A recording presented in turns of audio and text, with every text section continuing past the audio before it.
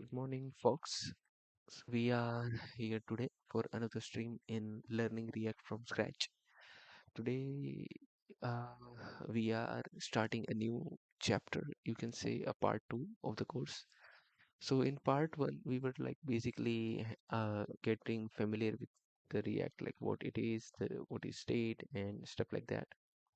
We generally use state for states, like creating variable states, and we did something like this, storing extended dots and stuff like that.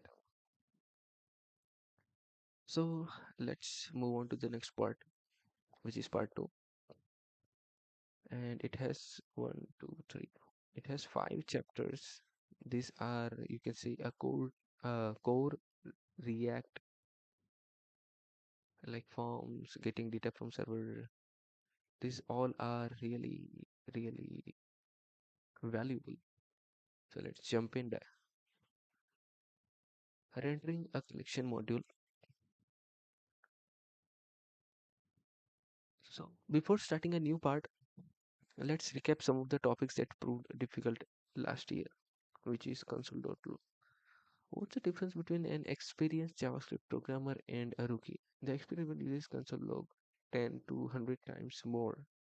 Paradoxically, this seems to be true even though a rookie programmer would need a console.log or any debugging method more than an experienced one. When something does not work, don't just guess what's wrong. Instead, log or use some other way of debugging. Note, as explained in part 1, when you use command console.log for debugging, don't concatenate things the Java way with a plus.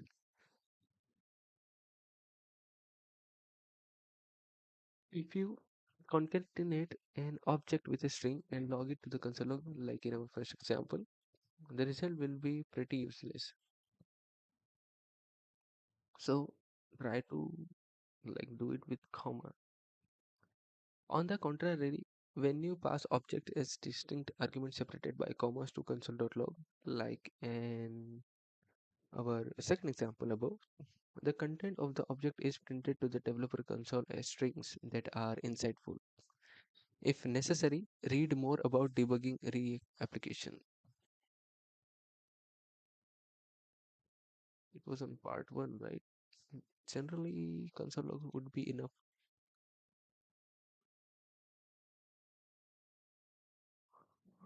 Mm, Pro tip: Visual Studio Code snippets.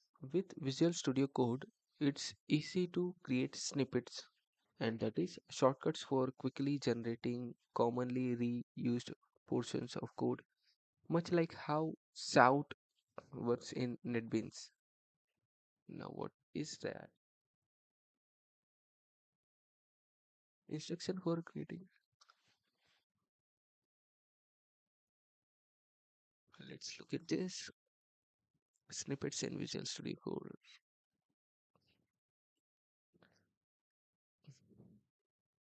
Code snippets are templates that make it easier to enter repeating code pattern, such as loops or conditional statement. And VS Code snippets appear in control space.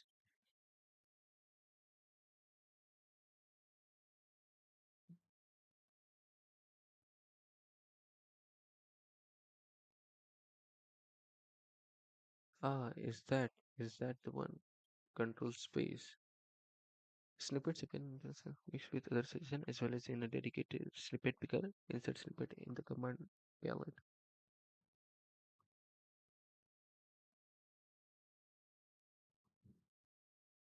Okay, built is snippets like this. So these were the snippets they were talking about.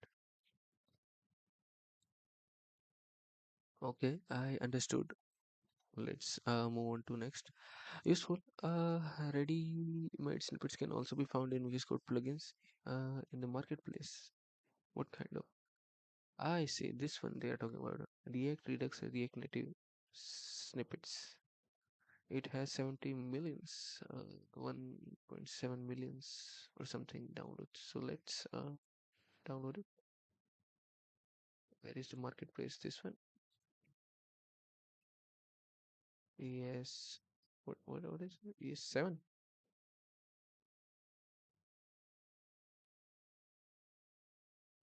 Oh, I already have it.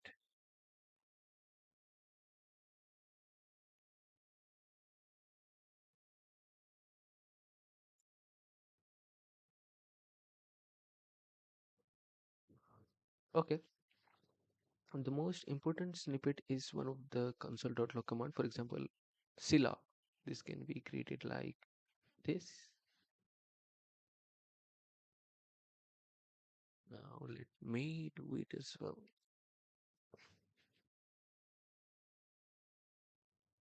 Hey, Clog.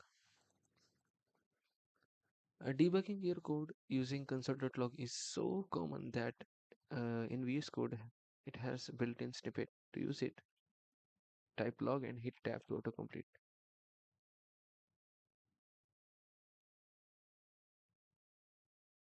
Log, okay, like this.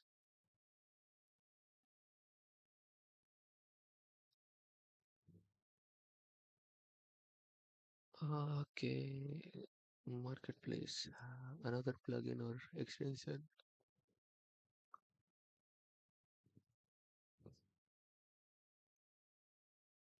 Now JavaScript arrays. From here on out, we will be using the functional programming operators of the JavaScript array, such as find, filter, and map all of the time. Let's go. I have a few of the, how should I put it? Like I don't really understand what uh, these methods actually do. Recently, in our code, we were working with map method. So outside of streams, I do tend to work in various methods like map, filter, and find. So I guess I do have some of the knowledge with map. If let's say operating arrays with functional operators feels foreign to you, it is worth watching at least the first three part of the YouTube video series on JavaScript. Let me see what they are getting at. Higher order function, map, and reduce basics.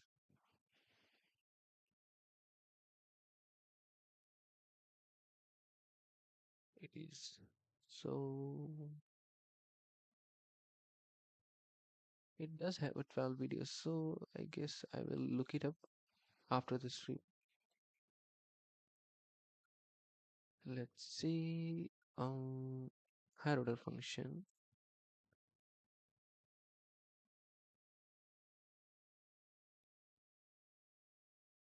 This one, right? Okay, I will keep in mind.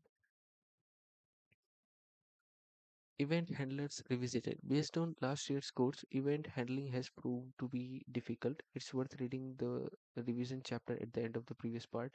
Event handlers revisited. It feels. It feels like your own knowledge on the topic needs some brushing up. Uh, Event handlers, right? So here I click on click method and something like that. I cannot just literally pass the string. I can do something like this. Passing event handlers to the child component of the app component has raised some question. A small division on the topic can be found here.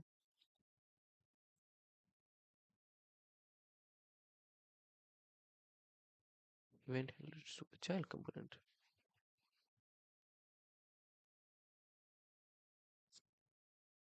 Here, props.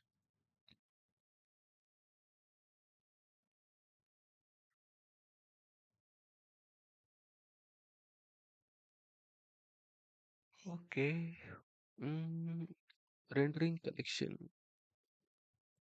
Now we will build the front end or the user interface, the part users see in the browser using React. Similar to the example application from part 0. I didn't go through it, so I don't know. This is something to do with HTTP GET, forms, Ajax, exercise, maybe here.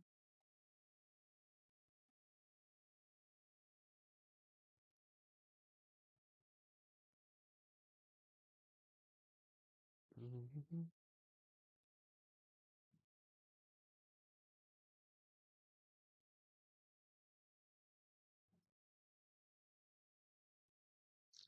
Oh well,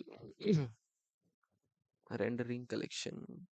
Let's start with the following file app. Wait. In part 0, they were saying something like this.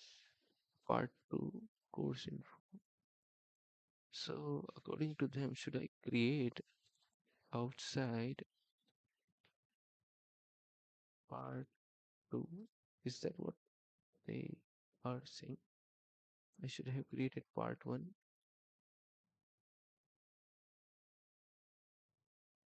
and move my all code logic to there. Let's see. Mm,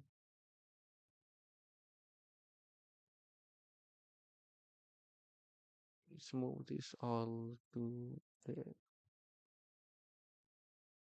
inside the part 1. And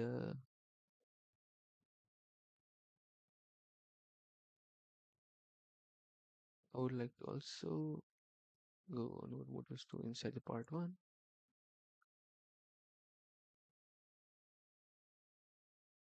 So let's see.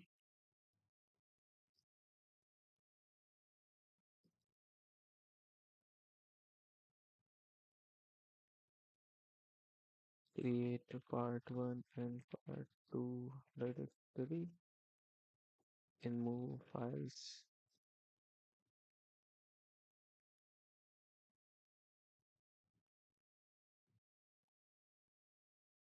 This should do the trick. Now, inside the, let's say, part 2, I am creating this.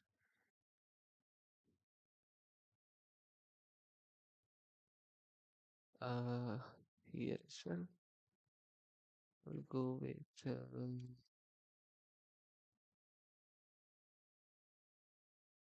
this. How did I even create that? I think I did something like,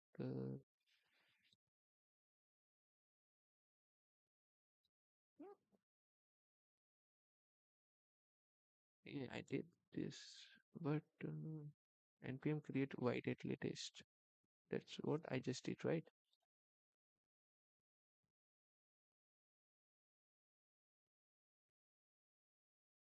Let's say, oh damn, I clicked something.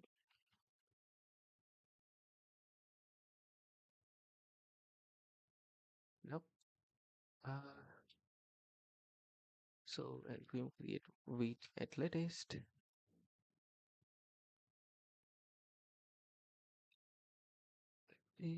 I would like to work with vanilla.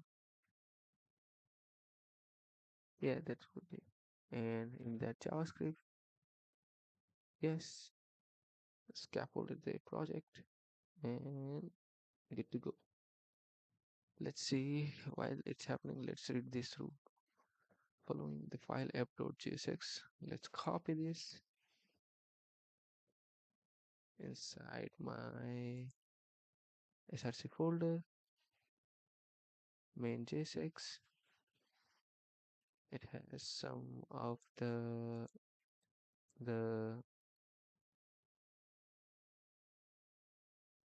I see.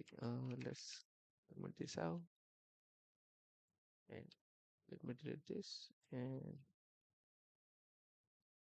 again, we are in the project. Now let's see. So I guess it should working fine. Mm, this entry point src main.js. So let's remove this styles, remove camera.js, remove where is the like entry point. So in my main.jsx Inside the src I will create a main.jsx file. Let's use import create root, not this one.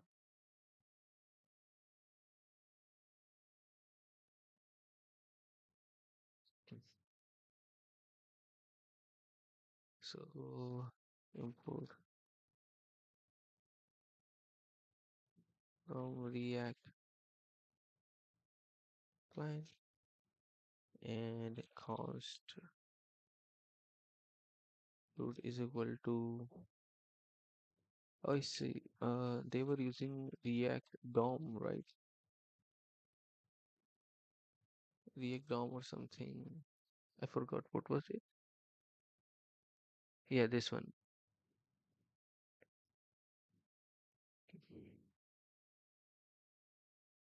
This one. So I guess I do not have that. UI React DOM client. Let's add this.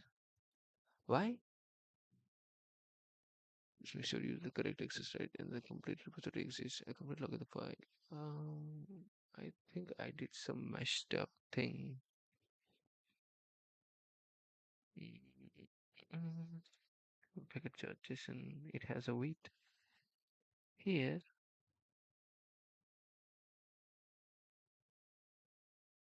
Uh, uh, uh, uh,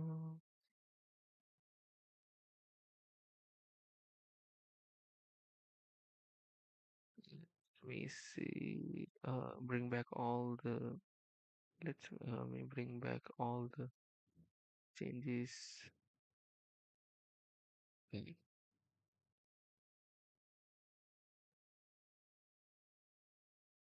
Uh,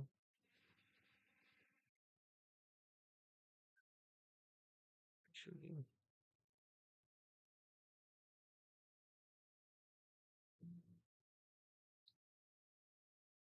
mm, okay, I did messed up somewhere down the way. Let's see. Um, Let me delete this and let me create another file, part two. Inside that part two, let's see,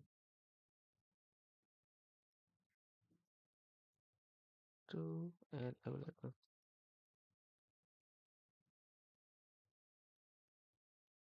latest. Mm, mm, mm.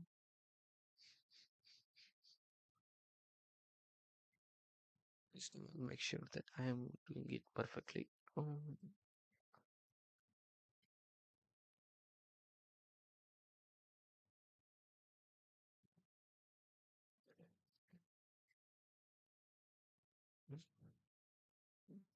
Vanilla JavaScript.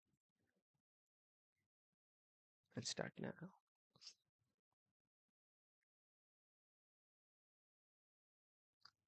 Okay, so okay. Inside the main.js, JSX.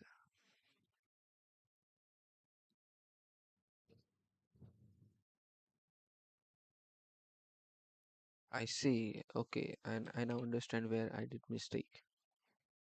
Instead of creating vanilla, I should have chosen React.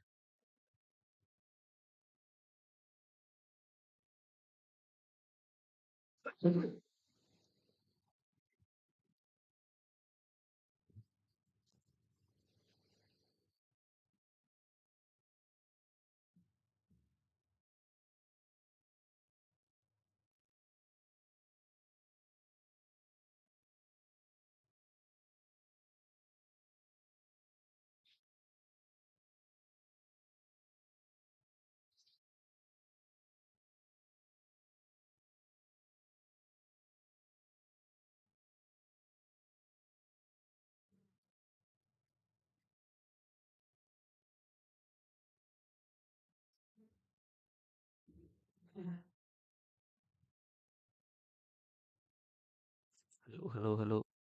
Sorry for the inconvenience. I do have cold right now, so I hope you can understand it. Let's see. I will experiment.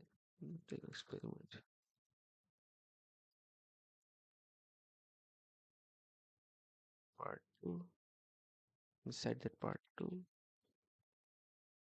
I would like to create another this one.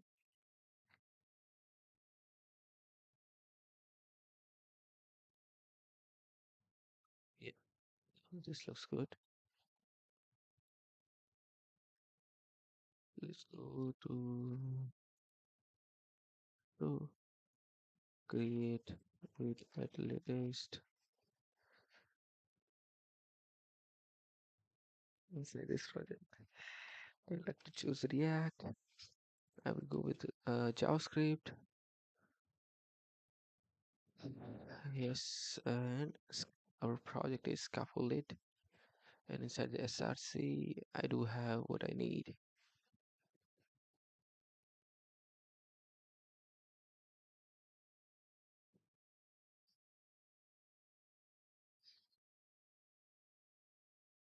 In main JSX, I do have app component and render and everything. Inside my app, let's me remove this. If it will be downloaded, let me remove all these assets and file. This one deleted. This should deleted. This should deleted. I think it will work. Index CSS, which is what I want.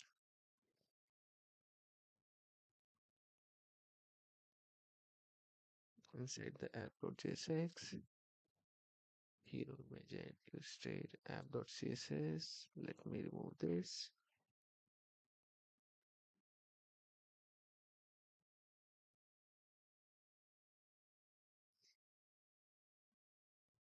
Okay, so let me update this with this.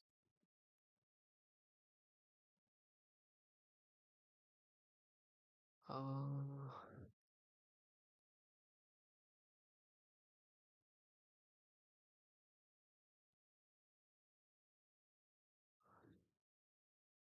Inside this, they are saying that this app component we are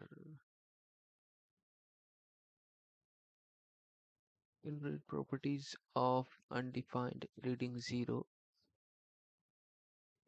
I have to like read this through. The file modules JSX look like this. Okay, okay. So inside the JSX, I have this.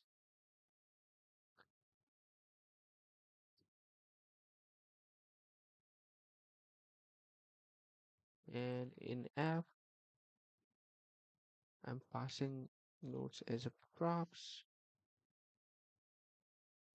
And now it should see HTML is easy, browser can execute only JavaScript, get and post are the most important methods of HTTP protocol. Okay.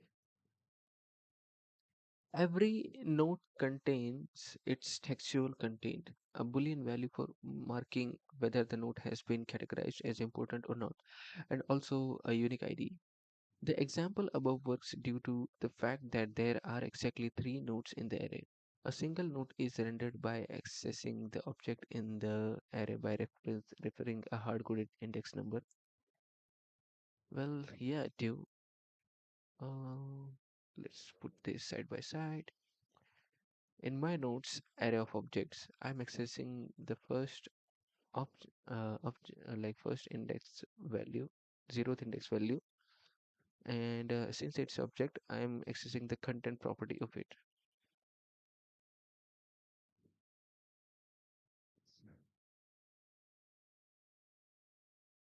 This is, of course, not practical. We can improve on this by generating React elements from the array object using the map function.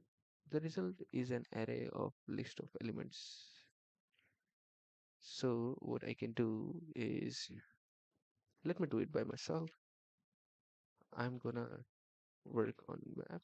On each node I would like to do is that I would like to wrap it in the list element, and inside that I would like to access the node inside the node. So node dot content. Uh, let's see. Each child in list should have a unique key prop. Oh yeah, right. I think I can make use of your of key is equal to ID.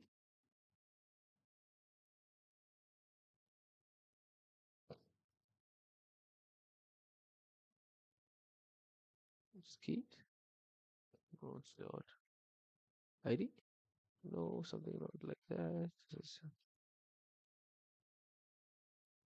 Uh, I mean, this should work. Okay. The result is an array of LA elements, okay, which can then be placed inside UL tags. Because the code generating the list tags in JavaScript, it must be wrapped in curly braces in a JSX template, just like all other JavaScript code.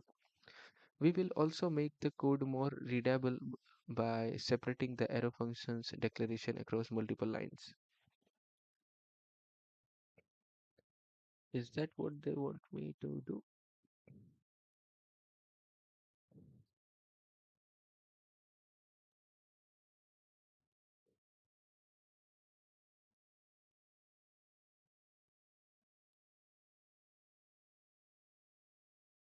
Key attributes.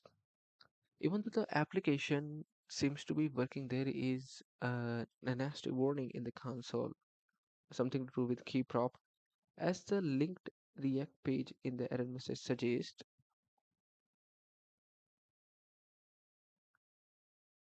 yeah, so key person.id. So if I can do something like that, a key is equal to nodes.id, then will the warning shut down?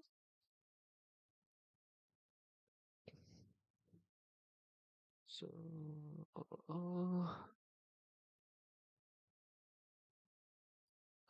data I have ID, people, and inside the list I have something like that. List items. I'm using map to implicit. So yeah, this is something I have been encountering for a lot. So this is implicit return, like you don't have to put curly braces here,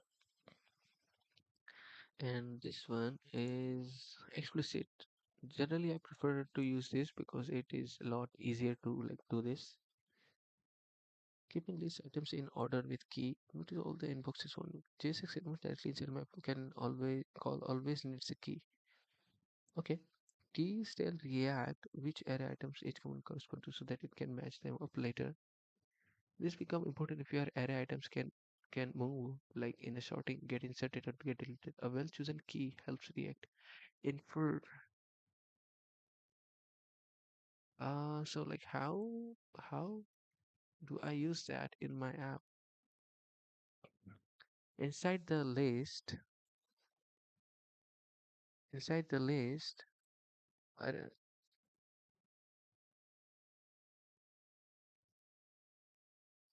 inside the list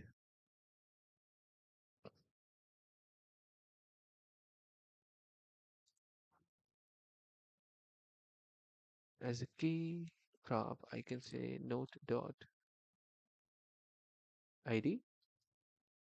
I think it should work. Oh, it's gone. So let me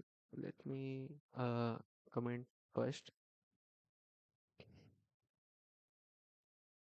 inside the part 2, stay. Okay, so gst dot add part 2,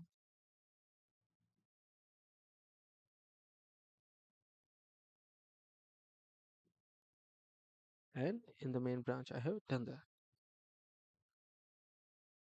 Okay, so now in the list property, sorry, list tag, I will do node.id, so we have better understanding of it. He prop, he prop to tag for removing warning error.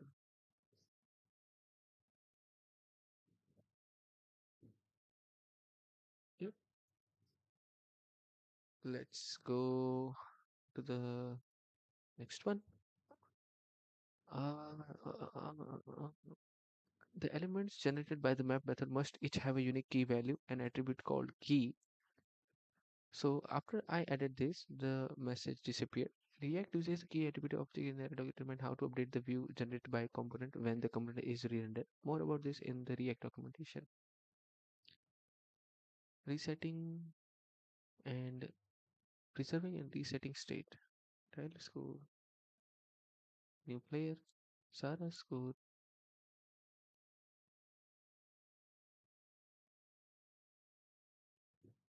See, map method. Understanding how the array method called map works is crucial for the rest of the course. The application contains an array called nodes.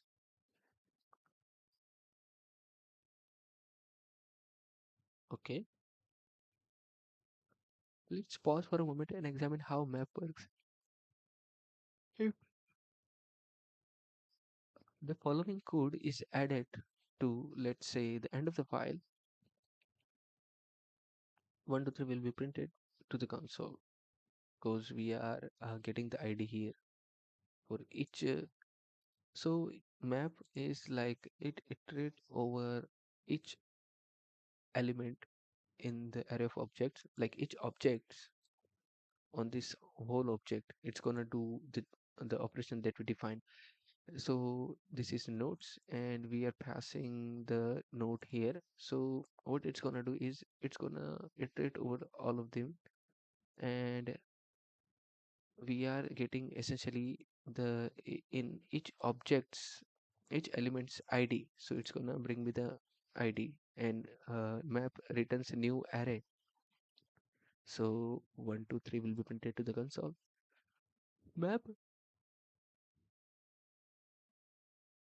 always creates a new array, the elements of which have been created from the elements of the original array by mapping using the function given as a parameter to the map method. The function is node an ID, which is an arrow function written in compact form. The full form would be like this. Yeah, actually, generally, I much prefer to write it like this since it build a consistent habit.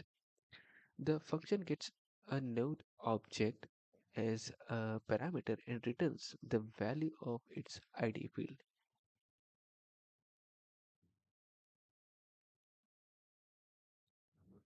This is already pretty close to the React code we used,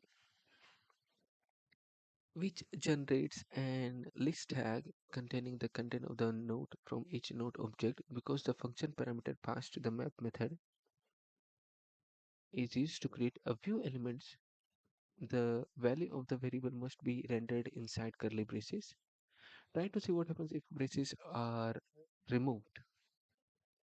The user will cause some pain in the beginning, but you will get used to them soon enough. The visual feedback from React is immediate. Let's see if I try to remove this. It's already giving me the error here.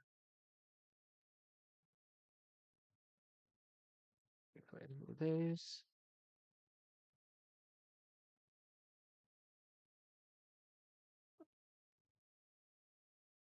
Okay.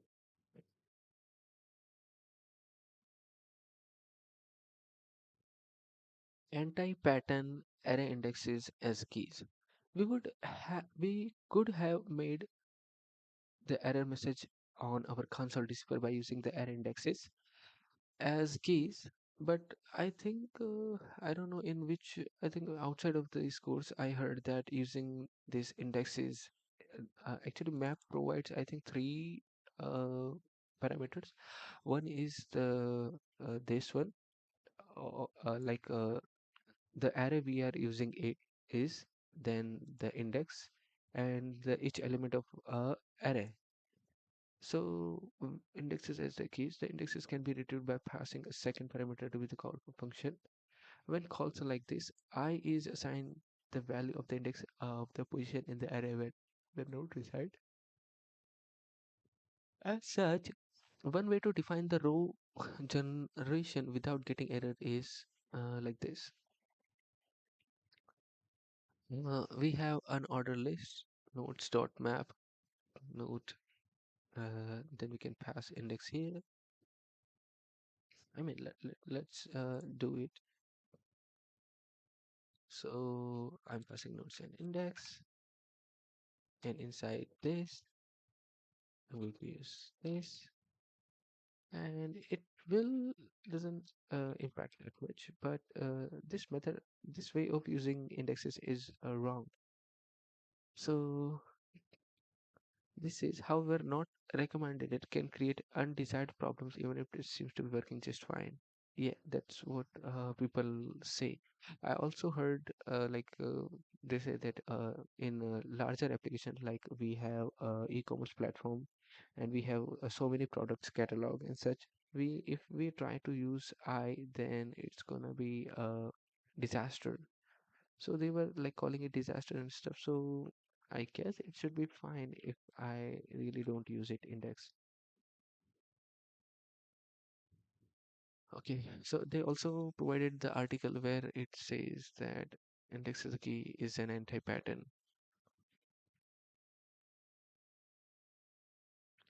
Okay, so uh, let me quickly move to my usual Wi-Fi because currently it's working on my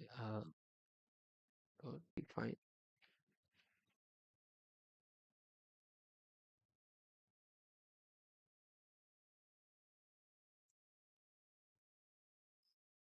Okay, hello. We are back. So generally, my Wi-Fi doesn't get cut that much, but today I think there was some kind of maintenance. So sorry for that. Let's continue where we were. So we were here at uh, anti-pattern array indexes, which says that we must not use maps methods in indexes that it provides because it's gonna be a problem later. So why don't we listen to that and remove it, right? Let's see this refactoring modules. Let's study the code up a bit. We are only interested in the field nodes of the props, so let's retrieve that directly using destructuring. Yep, we know that. So inside the props here, we will use nodes. But then again, we do are using this.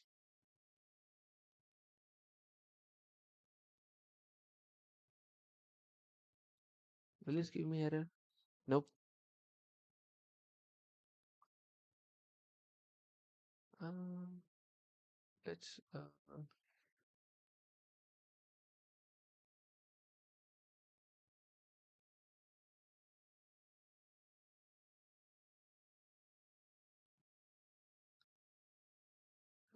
I think before moving on, I should read that. But since I have moved on, let's see, just quickly read this through article. So the guy said, Caution. I recently run into a massive UI problem when I used the index argument of the map function as a key to map the React component. The state was a list of objects. The container component sorted the list of objects in the state and mapped it to an smaller UI components. It worked completely as expected until I added a new item to the state and sorted, mapped it again. At that point, React got confused about which properties belong to which mapped component, and it had me questioning everything I knew about React. Once I switched to using a UUID as a key for the mapped component, everything started working well again.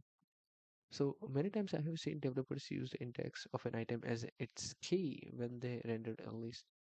It looks elegant at first and it goes get rid of the warning which was the real issue, right? What is the danger here? It may break your application and display wrong data. Let me explain. A key is the only thing React uses to identify DOM elements. What happens if you push an item to the list or remove something in the middle? If the key is the same as before, React assumes that the DOM element represent the same component as before, but that is no longer true.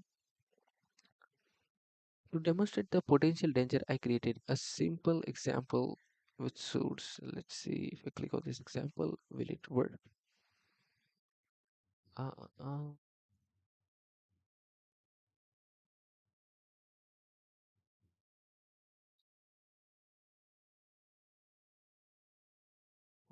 what should I do?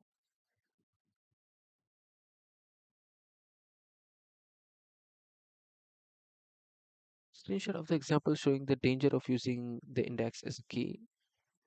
So, okay, I have to add the items, right? So, let's see this one, this one. If I add item to the list.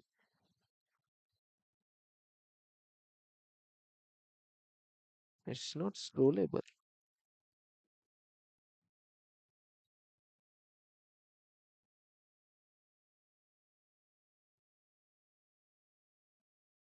Damn it.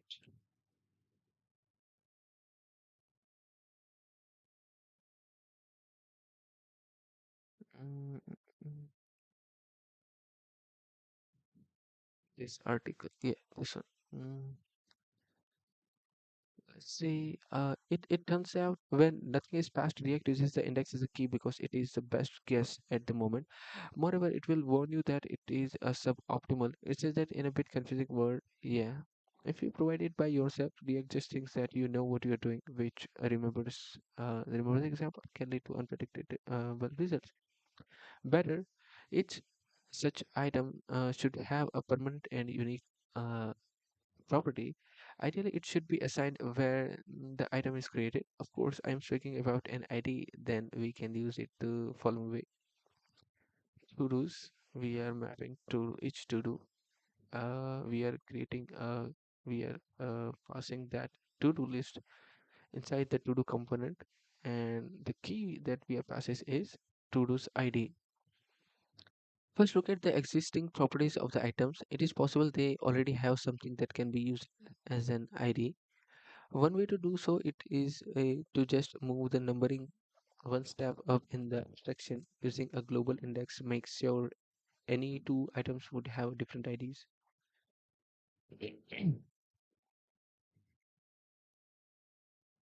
Hmm, much better. A production solution should use a more robust approach that would handle distributed creation of items. For such, I recommend Short ID. It quickly generates short, non-sequential URL-friendly unique IDs. The code could look like the following. So we have Short ID function to create a new to-do. We are passing the text. What we are reading is completed as false. ID as short ID dot generate, and the text too long don't read is generate a unique ID for every item and use it as a key when rendering the list. With exception from the rule. Many people ask if they always have to generate IDs. Others have suggested use cases when using the index as a key seems justifiable. It is true that sometimes generating a new ID is redundant and may be avoided. For example, translation of a license terms or list of contributors. To help you decide, I put together three conditions which this example have in common. The list and items used are static; they are not computed and do not change. The items in the list have no IDs. The list is never reordered or filtered. When all of them are met, you may safely use the index as a key. Update to React, Preact, and React. Although in this article I write about React, the problem is not exclusive to it. In a similar libraries like Preact, the danger is present too. However, the effects can be different. Okay, okay. That was a good read. Worth the effort. Okay, so we were in refactoring modules section, and uh, uh, let's see. I think it is up 1 hour. So although this might be a little long, but I would like to end my screen streams here. Let's work on refactoring modules part on the tomorrow stream. Well, between then, happy coding. Peace.